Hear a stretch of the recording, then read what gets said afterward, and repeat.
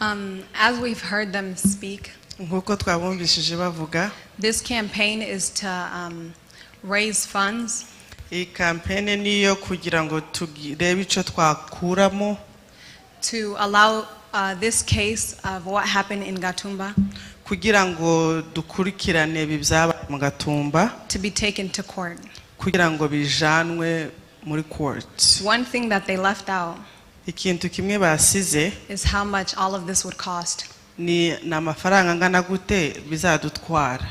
And so it would cost $60,000. Biza 60. bizadutwara ibihumbi 60. And I know it sounds like a lot, ni amafaranga menshi, but very quickly I just want to show you guys how it's possible for us to raise that money ourselves and not having to ask outsiders. ngiye kubereka ukuntu byoroshe nubwo twumva ari amafaranga menshi ukuntu twayivanamo twenyine tukanasaba n'abandi inshuti zacu. So can I have everyone pull out their cell phones, please? Reka mbasabe mwese mufata amatelefone yanyu And go to the calculator feature. Tugiye gukarikira. Let me have my cell phone.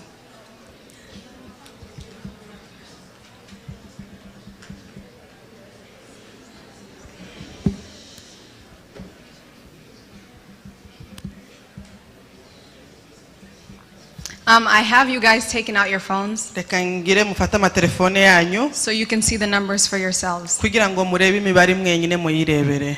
Okay. And so let's say you as an individual Reka tuvuge we ku giti cawe were to give $20 a month wari gutanga $20 ku kwezi for 1 year umwaka wose towards this campaign. Amafaranga aja kuri iyi ntego tuba dufite. And we will have a GoFundMe out for it. Tuzaba dufite GoFundMe yabyo. Okay, so 20, you type in 20. Shiramo 20 muri and that's how much you're giving a month. Ayo ni uzoza uwotanga ku kwezi. So you're going to multiply that by 12 months. Ukube inshuro 12 because there's 12 months in a year. Kuko hari amezi 12 mu mwaka. And you should get $240. Amafaranga uzabona ni 240. And you're probably thinking, well, what is $240 compared to $60,000? Kandi urashobora kwibaza ntese $240 ni zimaziki ku bihumbi 60 tuzaba dukeneye. And so if we were to look around the room turebye hano twenyine mu sale turimo and just remembering all of the people that we've watched step out, urebe n'abantu basohotse hano hanze, I'd say that there is approximately 250 people. Reka tuvuge ko ari abantu 250. So multiply that amount, that 240, ukube 240 by 250, uyikube 250, which is how many people are in this room. 250 n'abantu dutekereza ko baba bari muri no sale. You have that 60,000. Ayo mafaranga ibihumbi 60 turabifite mu ntoki hano. And so how do I say this? So what I wanted to say is that we are more than capable of helping ourselves. Icyo nshaka kuvuga nuko turihagije twenyine kwifasha. Justice isn't given, it's taken. Ubutabera ntabwo buhabwa ari turabugwanira. And so just showing you guys this, having you guys do it as well. Ndashaka kubereka iki ngiki. We're not able to do it without you. Ntago twabikora tutabafite. And you're not able to do it without us. Kandi ntago mwabikora mutadufite. In order for us to raise this money, kugira ngo tubone aya mafaranga, we're going to need everyone to participate. Twifuza ko buri muntu wese ya participating. And so very quickly, if I can speak to the youth. Reka mvugishe abasore muri aka kanya. So thinking about this $20 a month, it sounds like a lot, right? Itekereza kuri aya mafaranga 20 ku kwezi ni nk'ahari amafaranga menshi. But $20 is the same amount that you're spending on gym memberships a month. ariko idolari 20 nizo ukoresha muri gym buri kwezi, or when you're going out cyangwa usohotse hanze n'abagenzi bawe, and you go out more than once a month. kandi uzusohoka n'abagenzi bawe birenga rimwe ku kwezi. Yeah, and so at the end of the year, right, we have this 240 you an individual are giving. Umuntu ku giti cye cyangwa umuntu umwe kuba yotanga 240 ku mwaka. And so 240 sounds like a lot too. 240 ni nk'ari amafaranga menshi. But many of us have shoes that amount. Ariko bamwe muri twebwe bambara ibirato by'amadolari 240. So I guess what I'm trying to say is that I mean, all of those are good things, you know. Ibyo nshaka kuvuga, ibyo byose ni ibintu byiza. But if we were to make this, mureke dutuze please. if we were to make this a priority, niba tubona ko ibi bintu ari ibintu bifite agaciro, we'll be able to raise this amount in 1 year. turashobora kubona aya mafaranga mu mwaka umwe.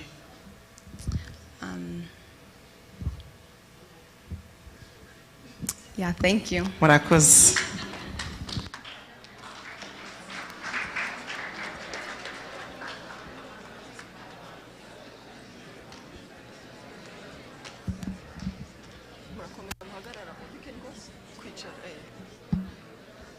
Patrick, abantu mwihangane ntimusohoke tutarangije kubera ko turarangije turi kugana ku musozo. Patrick ni iminota mikeya, iminota igera muri 2 cyangwa 3, then Jose you up few minutes, then tukarangiza gahunda.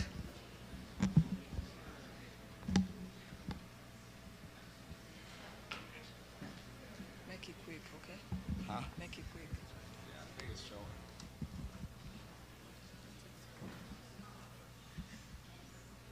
Yeah, play on the top, if that helps.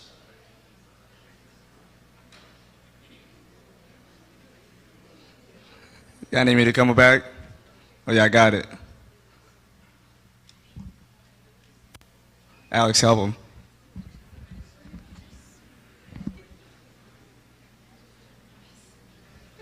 All right, I'll get started. Hopefully, they'll figure out a way to start it or click on the slides. But for those who don't know me, my name is Patrick Kwibuka. Nitwa Patrick. Mazina yanje yakivukira ndi Patrick ndayishimiye. Those are my names. Ababyeyi banje ni Inosa Kwibuka na Esther Kwibuka. Those are the names of my parents. And that's all the English I'm going to speak today. So hopefully you're okay with that. I'm going to start with myself. Like I said, I was born in Congo.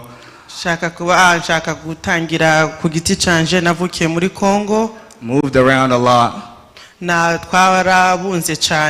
But it was never for the right reasons. It was what? It was never for the right reasons. It was always us trying to find a better place to live or running away from wars.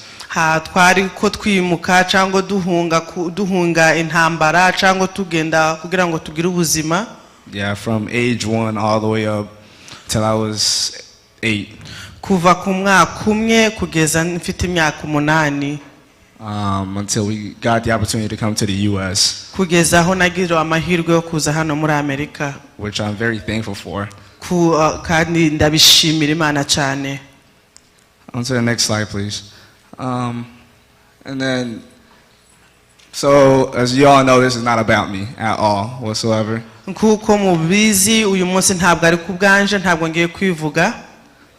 is about the Gatumba massacre. And to bring awareness to the youth. A few months ago, I was at home just like any other 23-year-old.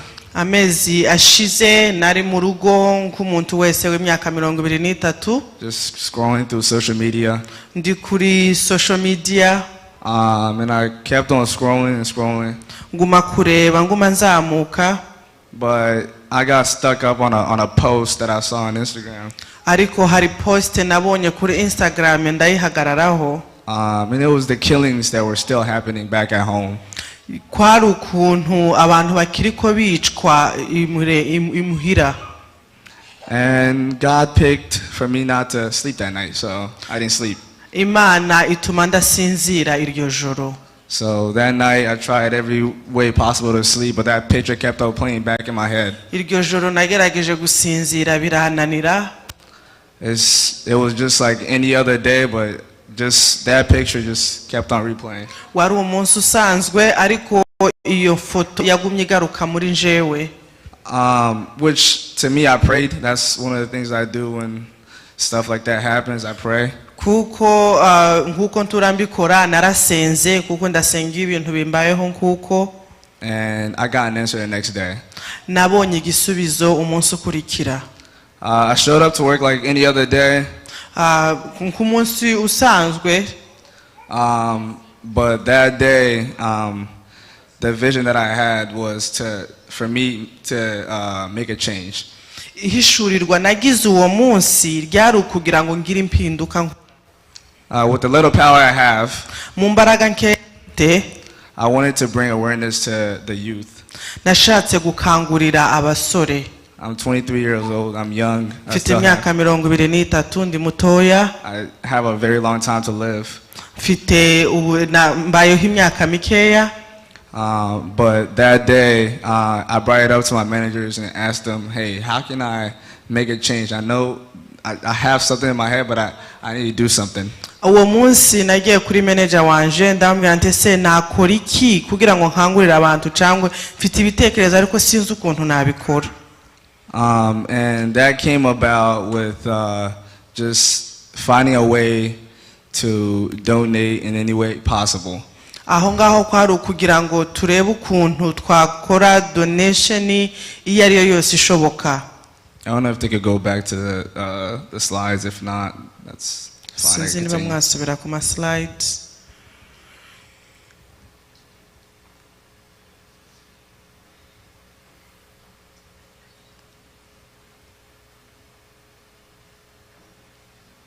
All right. I think we're getting there.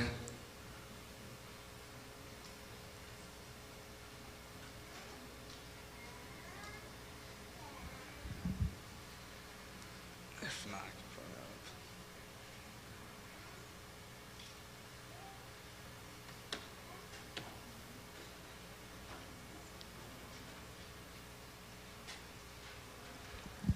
All right. I'll just continue off of my phone. I have everything on my phone. So, as we all know, we still have a problem in Congo. Kuko tubizi ikibazo kiracari muri Congo turacagifite kugeza n'uyu munsi. There's still village attacks. Haracariho imihana iri guterwa. Still killings. Haraca abantu bacariko bicwa. And there's still rape. N'abantu bacariko bafatwa ku nguvu. That's one of the reasons I was able to see that was because of social media posting all these killings and what was going on back home. Iyo nayo niyo mu mpamvu imwe yatumye mbona ibyo ngibyo kuko social media iracariko ivyerekana kuko ibyo bintu biracariko bikorwa. And with the Gatumba massacre, me being able to remember everything that's happened, and with how much family that was affected that day. Hamwe n'ibyabaye mu Gatumba n'imiryango yakozweho. I have a lot of family that was affected that day. It's not my immediate family, but I have a lot of family. All my family. But Fite imiryango myinshi yaba atari imiryango yanje bwite cyangwa ariko namwe mwese muri umuryango wanje kandi hari imiryango myinshi yakozweho rya joro. So I knew I had to do something. Nabonye ko hari ico ntegerezwa gukora. We have many ways we can help out. They just talked about a lot of ways with donations. Dufite inzira nyinshi twakora kugira ngo dukemure iki kibazo cyangwa tugire donation twico twakora. The bigger picture I want to get to is how a lot of us, the youth, ishusho nyamukuru nshaka ko tubona nuko twebwe abasore is that we come to these events. Tuza muri aya mahuriro. We come, we have fun, we play soccer, we play basketball. tukaza tugakina umupira w'amaguru tugakina na basketball. We obviously enjoy ourselves. We enjoy seeing people we haven't seen in years. tukabona abantu tutarigera tumaze iminsi tutabonana nabo. But we also tend to forget what brought us here. bigatuma rimwe na rimwe twibagirwa impamvu twaje hano. I want to wake you guys up. shaka kubakangura. Just like how that night I couldn't sleep. Nguko rya joro ntabashije gusinzira. I want you guys to wake up today. shaka ko namwe mubyuka uyu munsi. Find your way of change. nimushake inzira yo kugira ico muhindura. I know you can find something. It doesn't have to be from your job. Just find a way. ndabizi uko hari inzira mwabona bidaturutse atari ukuvuga ngo namwe muraja mu kazi kanyu. You all have things that you do during the day. urafite ibintu ukora umunsi ku munsi. Hobbies. hari ibyo ukunda gukora. Just mix it. Find a way. ikintu icyo ari cyo cyose ugira icyo ukora. I didn't find my way by mistake, so. ntabwo nabonye inzira yanje gusa gupfa kuyibona.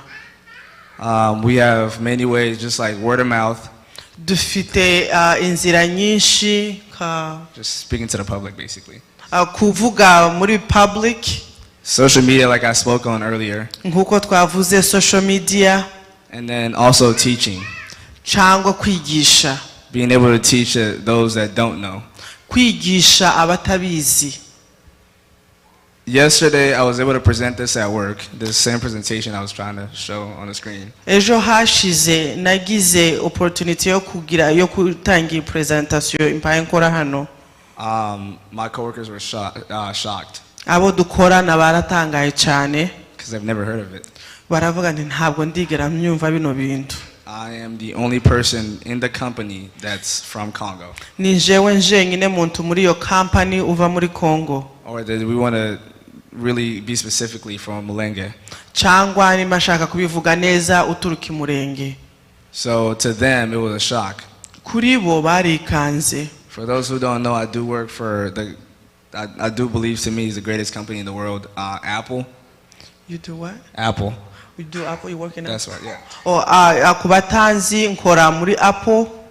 And I was able to find out that during the way that they do a lot of things with donations. nagerageje kureba ukuntu bakora ama donation.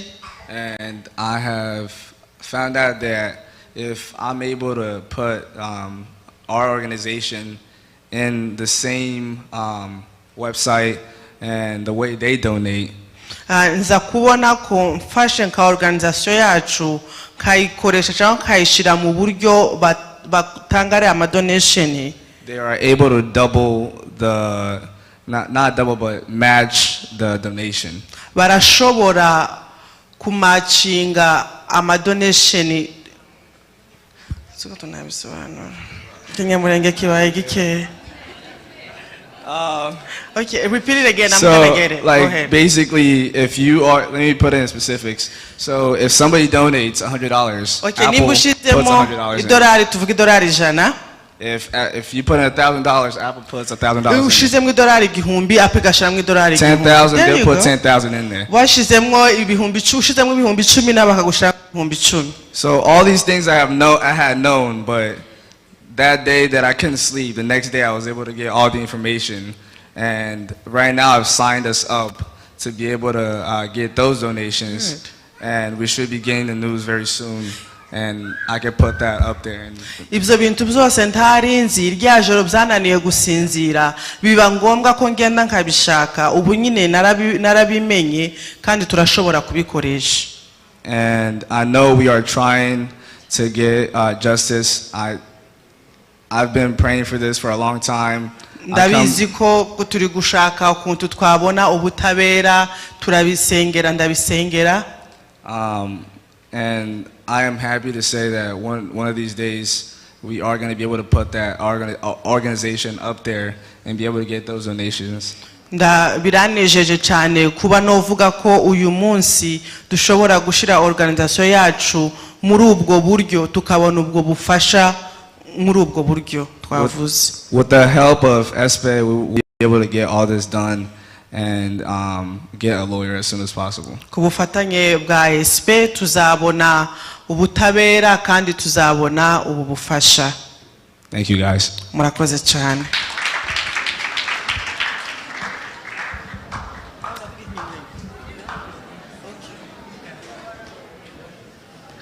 nakomeje kubisubiramo kandi ndongera mbisubiremo.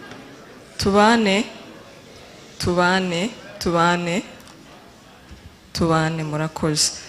Muri gusakuza abantu bari kudukurikira n'ubu muracyari gusakuza. Tubane please. Abantu bari kudukurikira bari kohereza za message ngo ntago musa n'abantu baje mukiri. Would you please guys stop doing, mureke gukomeza gusakuza, mureke no guseka. Ntago turi mu mwanya wo guseka, to be honest. Mureke gukoma amashi, mureke guseka. I repeat, mureke guseka, mureke no gukoma amashi. Mutahure icyatuzanye hano. This is not the time of kwicara hano muri guseka no gukoma amashi. Murakoze.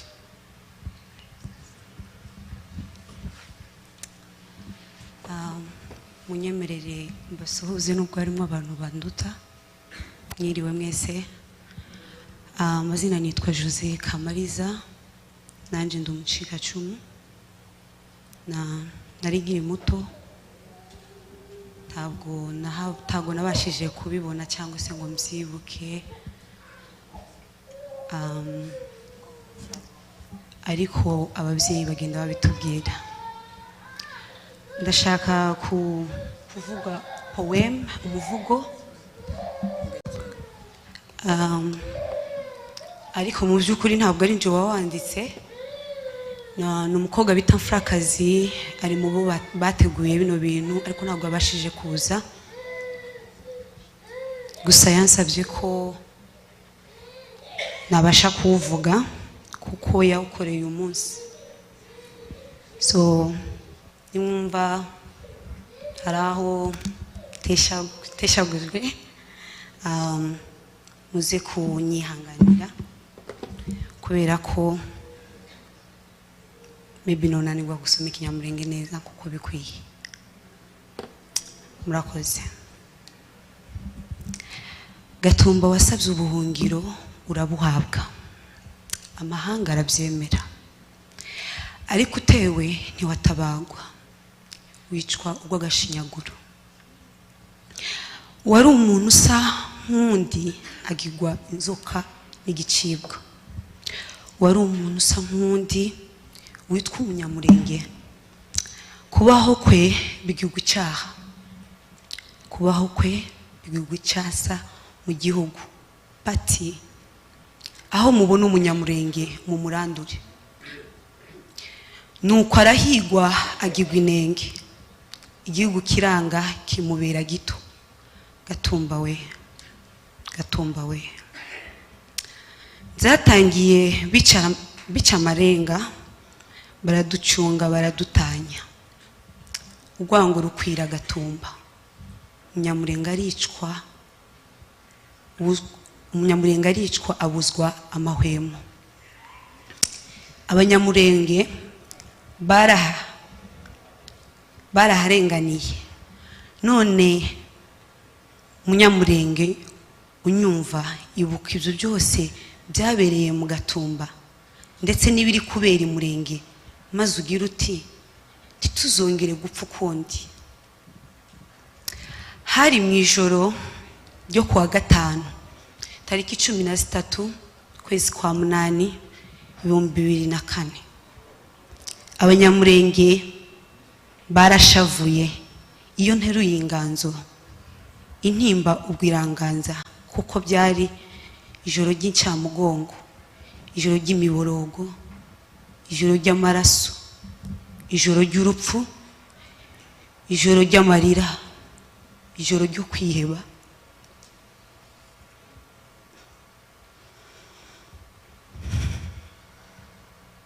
Ijoro ry'umubabaro, ijoro ridafite ejo hazaza, ijoro ry'urwango, ijoro ritazibagirana mu mitima y'Abanyamulenge.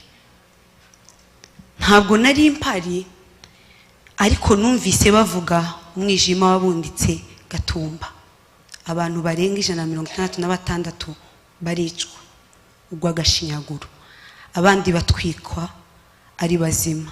Ntabwo nari mpari, ariko nabonye agahinda n'intimba mu maso y'ababyeyi n'abana. Ntabwo nari mpari, ariko nabonye aho umubyeyi bamwicira abana be mu maso.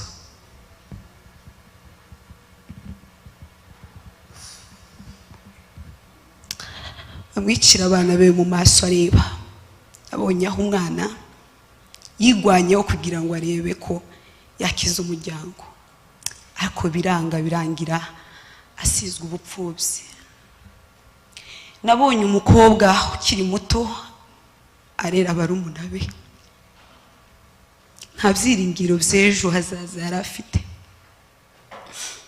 Mumfashe mumpoze, kuko nabonye aho umwana w'umuhungu yita kuri nyina akamukorera ibyo yagakorewe n'umwana w'umukobwa, ariko kubera kubura ndimi babura kindi byatumye akora mu bitari mu nshingano ziwe. Gatumba we, pore wewe wasizwe ubupfubyi, pore wewe wapfakaye, pore ku batigeze babona imirambo y'ababo bakundaga.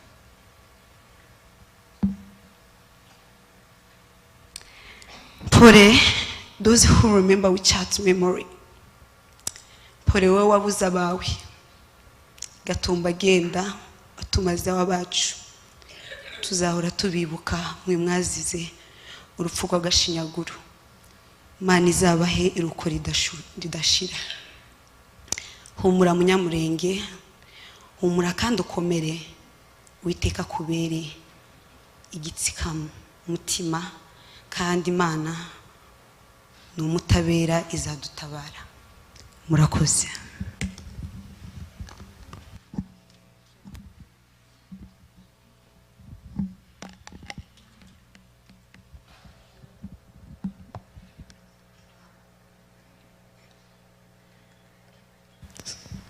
Arakoze.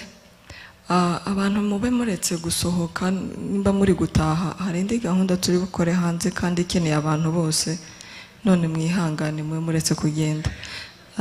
Niyegereje umuyobozi wa mpa yaje hano asa n'utinze bukeya. Ndagira ngo mbere yuko turangiza, turarangije ntimurambirwe, tumuhe iminota 2-3 agira icyo avuga kugira turangize.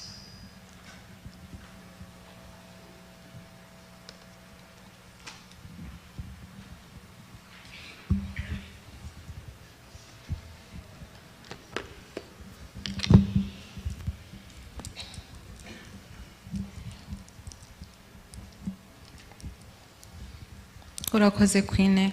Thank you, Queen. Ndashaka gushimira urubyiruko rwose. I want to thank the youth. Uyu munsi twawushizeho kugira ngo muzamwitabira. Today we made this day so everybody can come and gather.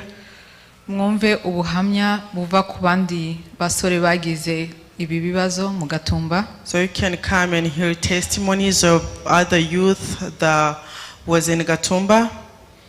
Mwakoze kwitabira manifestation. Thank you for coming on manifestation. Mwakoze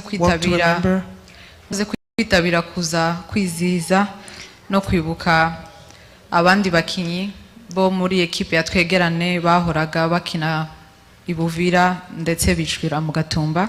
Thank you for coming and honor those the soccer players that passed away in Gatumba, and thank you for coming and gather here. Cyo twabasaba butaha, ndabizi ko mwitabira ama equipe cyane no gukina saka, ndifuza ko muzaza mwibuka mbere yuko mukina. What I can suggest is for next year, before you start the games, try to remember first. Kandi ndabashimiye kuba mwitabiriye no muhango wa ninjoro wo kumva ubuhamya.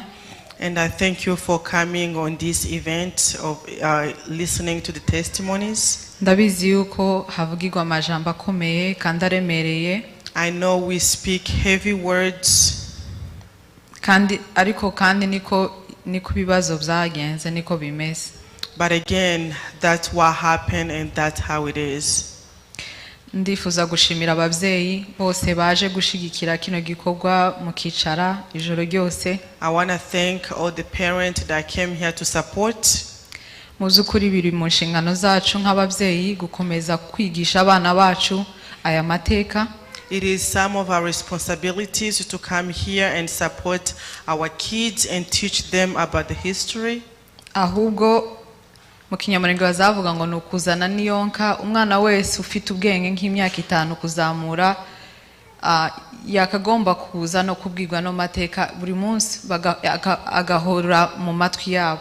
If it was possible, we will bring anybody, even at 5 years old, so we can tell them the story, so this story can remain in their minds. Abakuru ko barasaza. Our elders are getting old. Dukeneye yuko ibyo muzi muzabisigire byose muzabicuranurira urubyiruko n'abana batoya. We would like to know everything that you know, or everything that you know, to give to the youngest. Rero muri iki gikorwa cyo kwibuka twavuga yuko ari ukubahesha agaciro.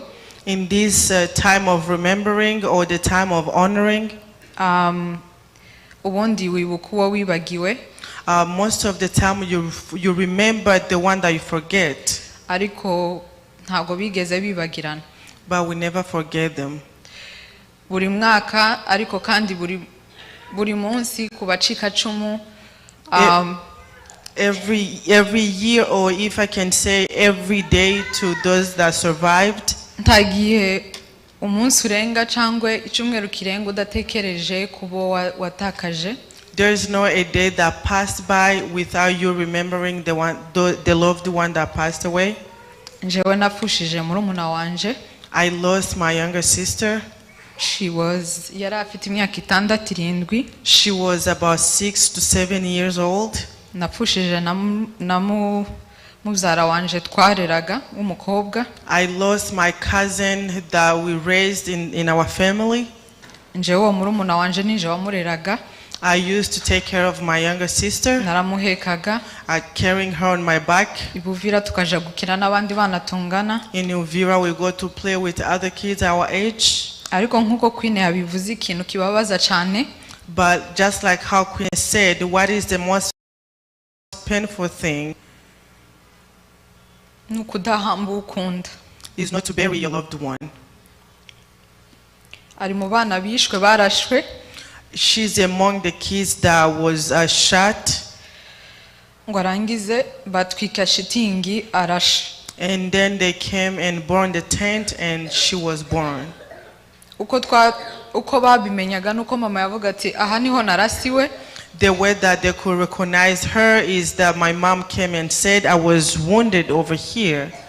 Bishoboke ko aya magufwa ari aya mukobwa. And maybe it's possible that these bones belongs to my daughter.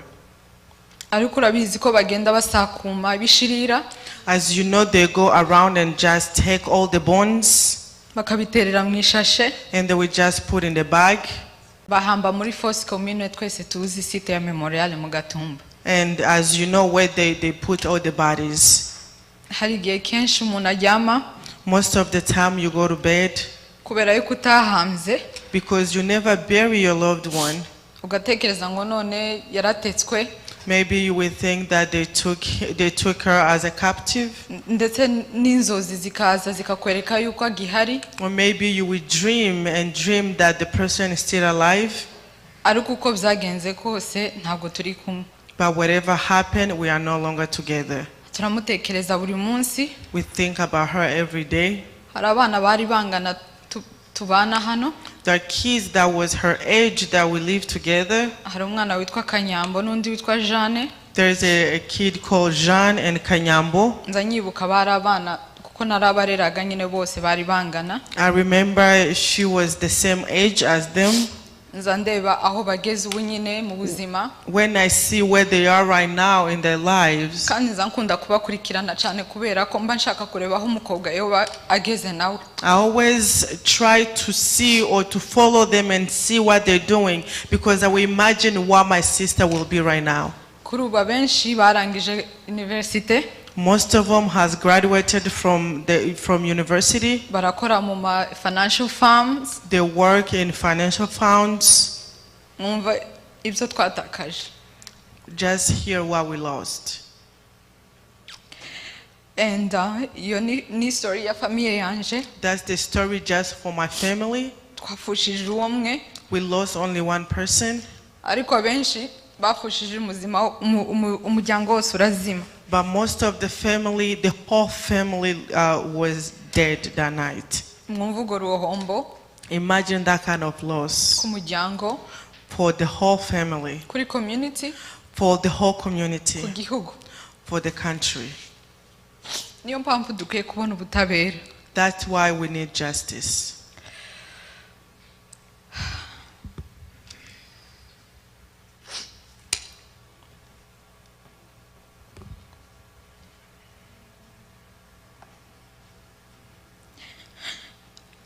Ndashaka gusabira imbabazi umuntu wese woba wabaye offended kubera abantu bakomye amashi cyangwa basetse abari gukurikira live. I would like to ask for forgiveness for anybody that was offended if you heard the clapping or anybody smile or laugh. If you are following us online. Hari abantu badashobora kugraspinga intimba abantu bagendana. Some people cannot grasp the pain that we go around with. Abantu batabibayemo ntago bashaka kubitekereza. If you didn't live, if you were not on the site, you may not realize or you may not understand it. Bamwe bakumva ko baje gusa guhanging out n'inshuti. And some will think that they're just here to hang out with their friends. Abandi bari speechless bakabura amajambo. And some of us are speechless. Bakumva ko kuvyibagiza no kutabitekereza no kutabyumva somehow birabafasha kudilinga n'intimba bafite. Some people would think that not to remember it or not to remember what happened, it is better for them to deal with what they're dealing with. Njewe nakaza ndakara cyane iyo nabonye bashizeho amafoto y'abanyagatumba ku ma social media. I used to get mad a lot when I see people putting pictures on social media, Gatumba's people's Nubwo pictures. byari bishirira byari ibyacu. Even though it were just ashes, it was our people. Thank you. Zambona niyo muntu bamutwitse baza batwara igibishirira mu mazu yabo bakakomeza bakabyibuka. I even see here when they do the cremation, they even take they just take the ashes and put in their houses. Ariko bazabishira mu mavezes meza. They put it in beautiful vases. Ariko bacu babataye mu ishashi. But our people, they put them in the bags. Abantu rero bagafata ifoto. People will take pictures. Bakazita kuri Instagram. And they will put on Instagram. I mean, bizabi imbabazi. I tend to get mad. Zambona nta gaciro twabahaye. I think that we are not valuing them. Ariko ndabyumva ko haba hariho ikintu cyo kusakaza amakuru no raising awareness. But I understand because we need to raise awareness. I guess mfite conflict. I think mfite intambara. Zo mu mutima kumva ukuntu dukwiye kubihandling. I think I have a conflict in me of how we have to handle it. Ibi nabyo bihuye n'ibyo abanyamulenge bakomeje bakorerwa no mu bihe twebwe twari tutaravuka. This is related to what Abanyamulenge has faced even before we were born. Mu gihe twibuka cyangwa duha agaciro abanyagatumba. When we honor the Gatumba, dukwiye kwibuka abiciwe kuri Kirumba igihe cya Murere. We have to remember those that passed away during Murere. Abaguye mu mishasha yose bicwa na malaria. Those that died because of malaria. Bakicwa n'inzara. Those that died because of hunger. Nigeze kuvugisha Papa Banoge. I talked to Papa Banoge. Ambwira ko ari umucikacumu w'inzara na malaria hariya mu mushasha. And he told me that he is one of the survivors of hunger and malaria in Baraka. Baraka na muri Fizi, Baraka area. In the Baraka area.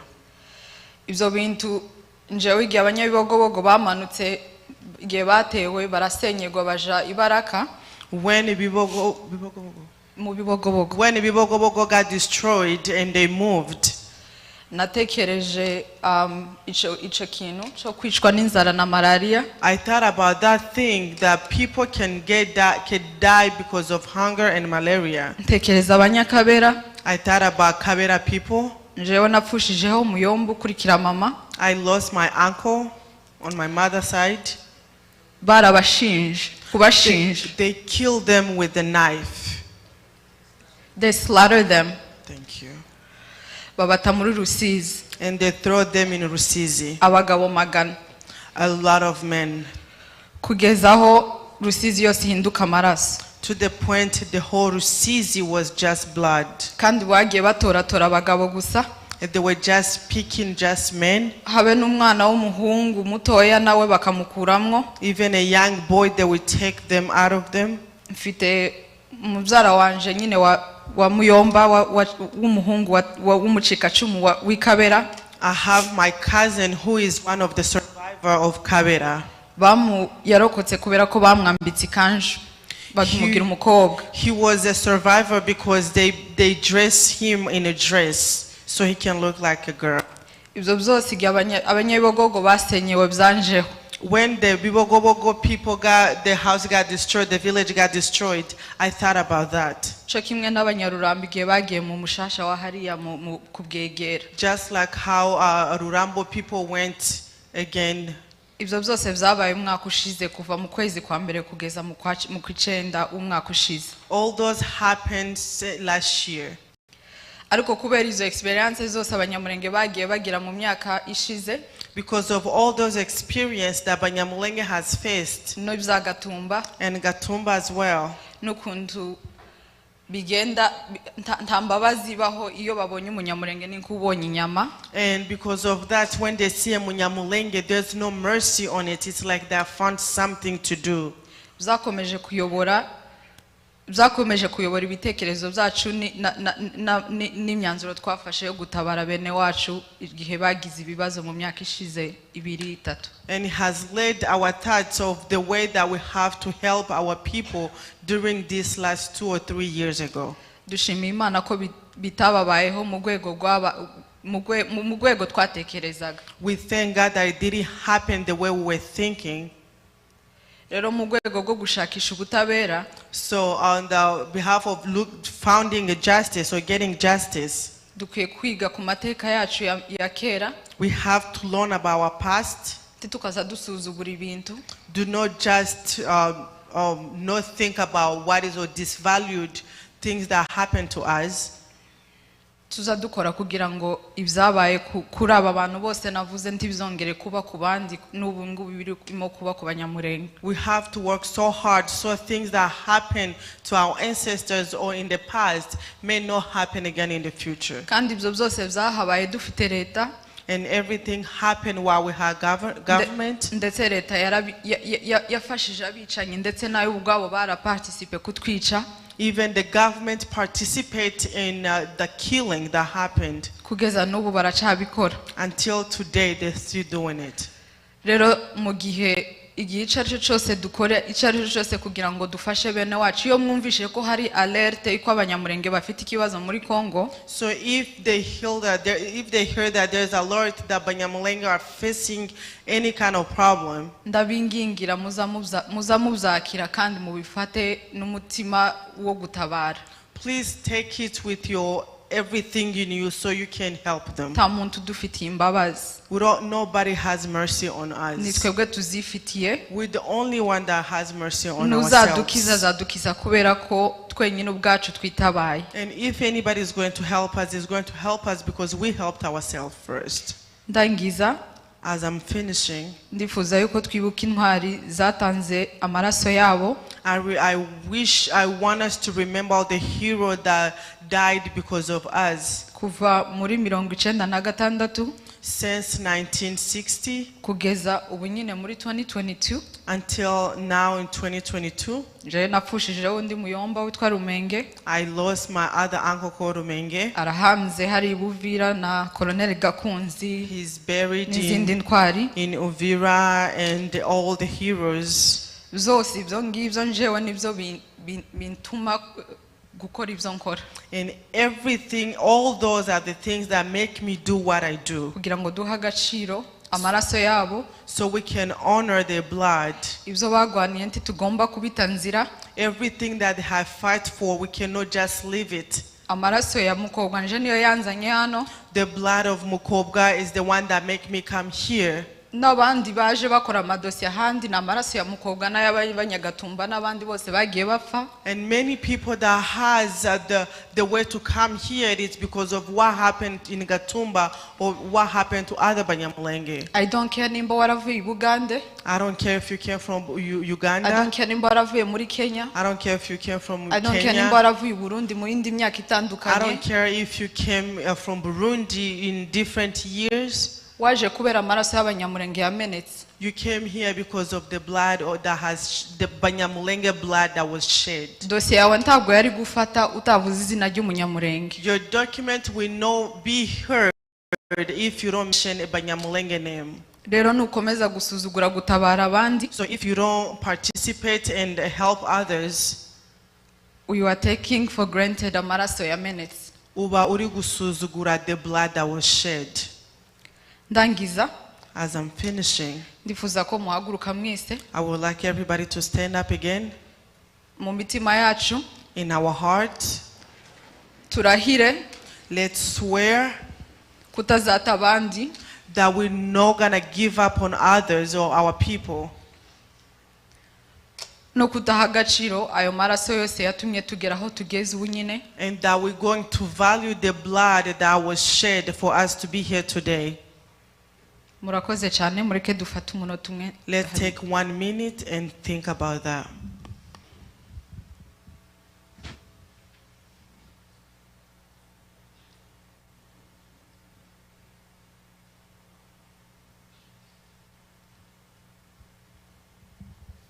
murakoze cyane Thank you so much.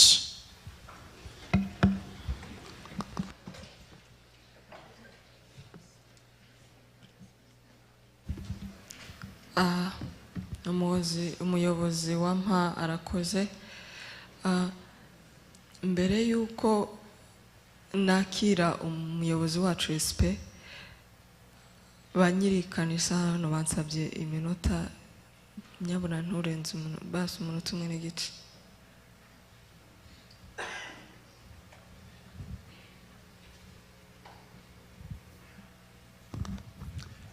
arakoze kuduheza umwanya ndihanganisha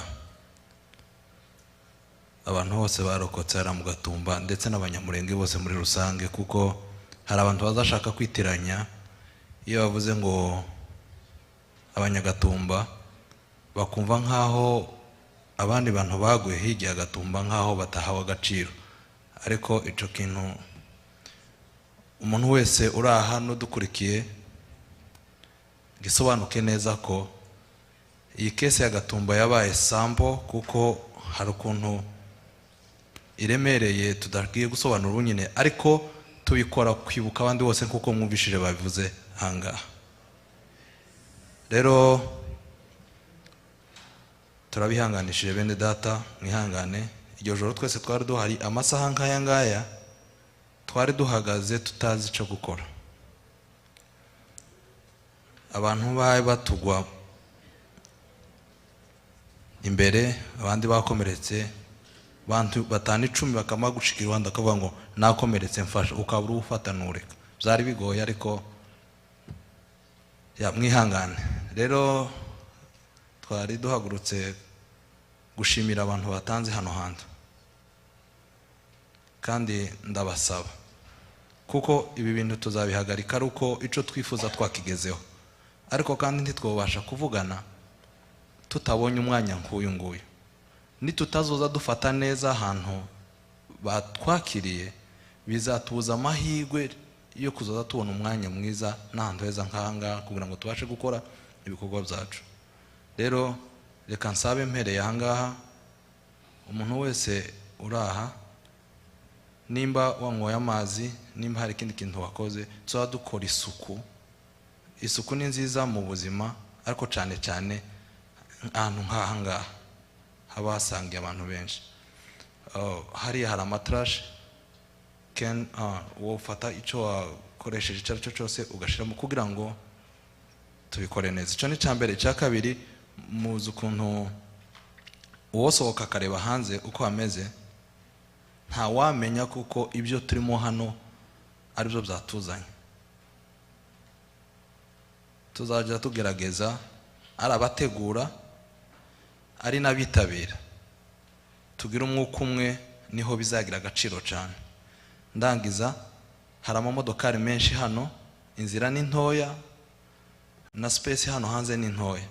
Tugerageze guhana umwanya, dusohoke neza, tutagira utwohitana cyangwa tukitera ibibazo by'amamodokari tugongana. Ikindi cyongeyeho, aba bantu bose batuzengurutse bajyamye, amasaha ni saa 7 zigiye kugera. Hatagira ukubita ihoni cyangwa ngo dusakuze, kuko tuzaba tugiye kubangamira uburenganzira bw'abandi bantu. Murakoze. Murakoze cyane, kandi mwumve ibyo bababwiye kubera ko amasaha yagiye, twatinze, mutwihanganire. Ndashaka kwakira umuyobozi wacu SP azatange gahunda y'ejo, anarangiza iyi event yo muri iri joro. Hanze hari igikorwa kidutegereje, mwihanganye bihagije, nanone mwihangane byose tubirangirize icyarimwe.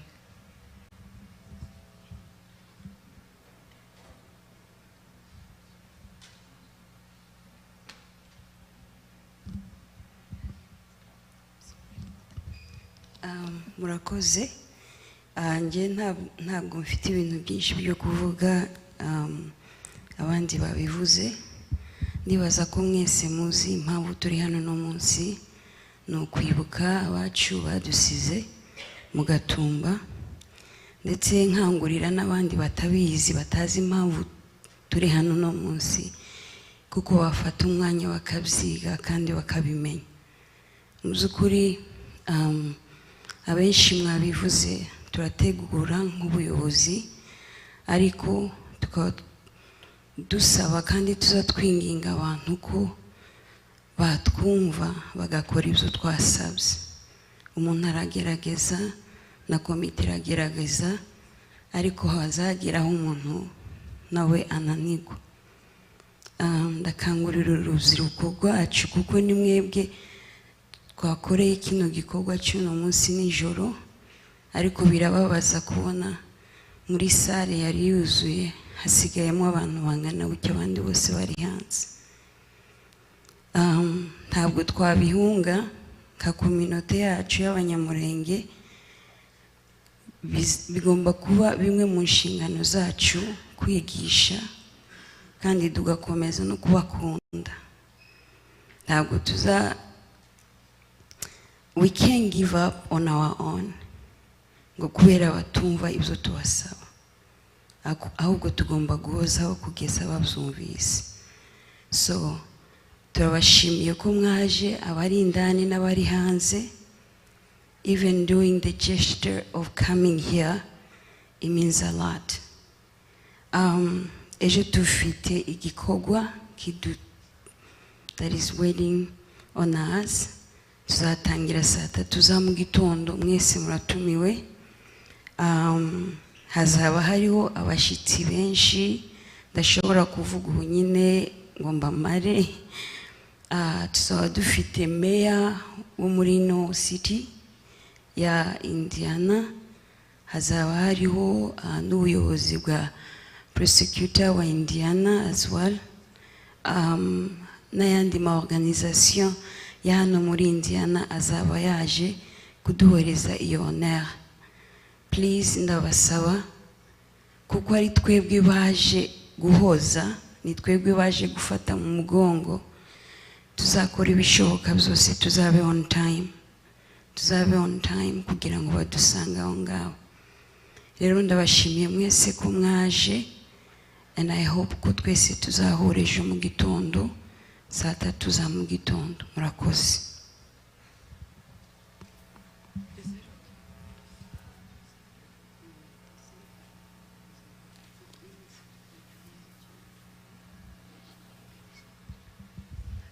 Ikindi Pasiteri aramubarira, muzukuri turagushimiye ko waduhaye hano hantu.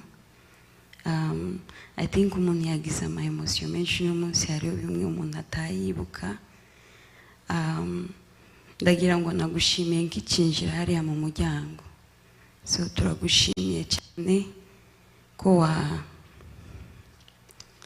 wadufashije ukaduhereza ahantu ho kuririra. Tahandi, I don't think we will have had a better place than this. Na ahantu heza twisanzuye, kandi nimba hari ikintu twakoze dushobora kuba twacumuyeho, utubabarire. Turakora ibishoboka byose, du cleaning up kuko babidusaza ubuyobozi, and ibindi Imana izabidufasha. Urakoze. Umuyobozi wacu arakoze, Imana imuhe umugisha.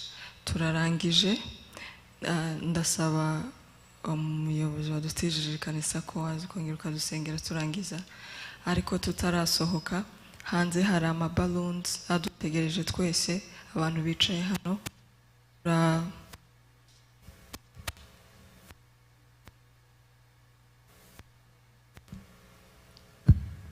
Turarekura ama balloons 166 hariya hanze. Icyo ni igikorwa kidusaba twese ko tuhaba.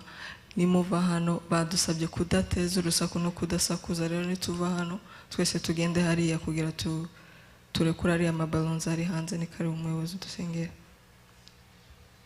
Ndabashimiye mwese ku mutuzo mwagaragaje, abantu mwese abicaye mukageza amasaha. Twese tuzahurire kuri event zabe ejo saa 3 za mu gitondo zuzuye. Murakoze. Reka duhaguruke twese.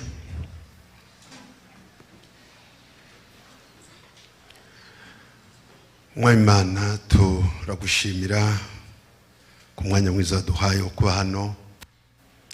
Ubuhamya bwatanzwe, turabizi ko hari grief nyinshi mu mitima yacu, akababaro kenshi, umubabaro mwinshi uterwa n'akarengane ubwoko bwacu bwagiye bugirirwa mu myaka myinshi. Ariko kandi turizera neza yuko uri Imana itadishikira injustice, kuko uri Imana y'ukuri. Mana, iyi gahunda turagushimira kuri gahunda zose zatambutse, kubayoboye gahunda, kubafasha amagambo, turagushimira Mana. Kandi turagushimira kubwo urubyiruko rwacu kuntu bahagaze, gahunda bafite n'imigambi bafite yo kubasha kugira ngo babashe kwiyubaka, ariko kandi ukomeze no kubomora ibisebe n'ibikomere. Turagushimire Mana kuri healing, kugira ngo babashe guhagarara hano uyu munsi bavuge bakomeye. Turagushimiye ndetse no ku ntambwe babashe kugeraho. Turagushimiye Mana ko bakiriho. Turagushimiye ko wazanye ibyiringiro byo kubaho aho bitari biri. Turagushimiye ku migambi myiza ufite ku bwoko bwacu. Turagushimiye kuri buri wese wagira icyo akora muri kano kanya cyangwa muri iki gihe, kugira ngo tubashe gusingira ubutabera ndetse no kubaho. Turasengera umunsi w'ejo. Ejo dufite gahunda ndende, hari amagambo menshi azavugwa kandi azakurikiranwa n'abantu benshi. Turasenga kugira ngo gahunda zose zizagende neza. Turasabira umutekano, bazatwara amamodoka, bazava mu mastate atandukanye, byose ukomeze kuyobora kandi no kubibamo. Cyubahiro ni cyawe, tugiye kuruhuka, turasaba kugira ngo turuhukane nawe. Byose tubisenze mu izina rya Kristo, umwami n'umukiza.